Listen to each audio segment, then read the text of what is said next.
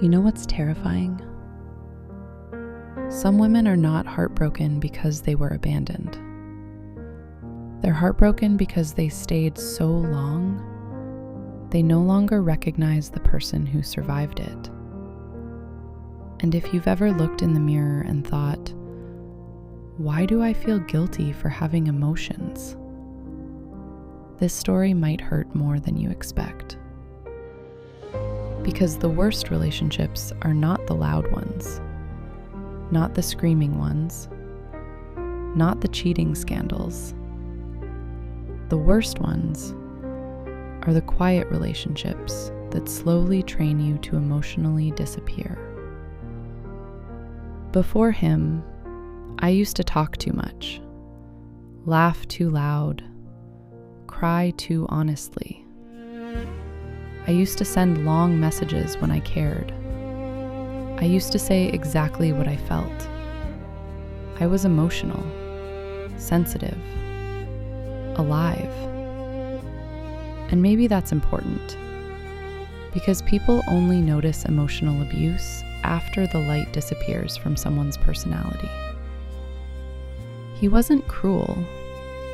That's why I trusted him. He was calm, soft-spoken, patient. The type of man who makes toxic people look obvious. And maybe that's why I ignored the feeling in my stomach every time I apologized for something that didn't feel wrong. The first time he hurt me, he smiled while doing it. Not because he enjoyed pain, because he knew calmness would make me question my own reaction. That's the terrifying thing about psychological manipulation. It doesn't attack your emotions first. It attacks your trust in your own emotions. Eventually, I started rehearsing sentences before saying them, rewriting messages 10 times, analyzing his tone like survival depended on it. And maybe it did. Because once someone controls the emotional atmosphere of a relationship, your nervous system starts treating love like danger. One night I told him, I feel distant from you lately. And he looked at me quietly and said, you create problems out of nothing. That sentence destroyed something inside me, because suddenly my sadness felt embarrassing. My needs felt dramatic. My intuition felt unsafe to trust. And from that moment forward, I started abandoning myself before he could reject me first. People think trauma begins during screaming fights. No. Trauma begins the moment you become afraid of your own emotional honesty. The moment you stop asking questions. The moment you apologize before expressing pain. The moment silence feels safer than truth. Do you know what's horrifying? Nobody notices when a woman slowly disappears emotionally, because she still smiles in pictures, still replies politely, still says, I'm okay. Meanwhile, internally, she is becoming smaller every single day.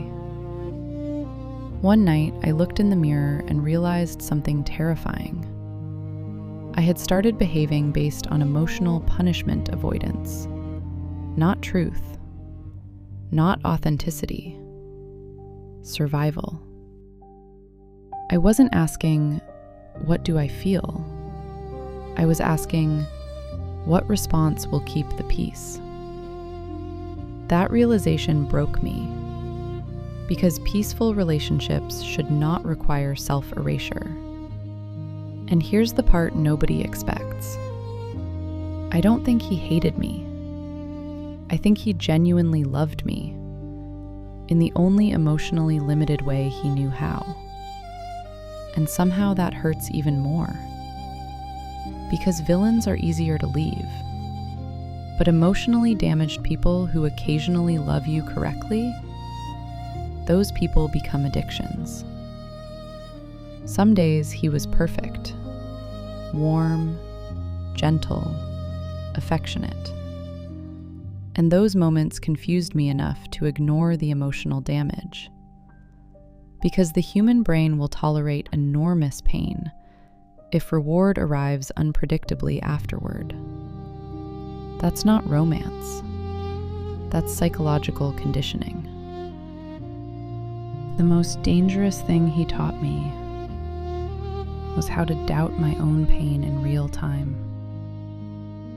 I could literally be crying while simultaneously convincing myself I was overreacting. Imagine how heartbreaking that is. To become both the wounded person and the person invalidating the wound. Even after we stopped talking, my body still reacted to his absence like withdrawal.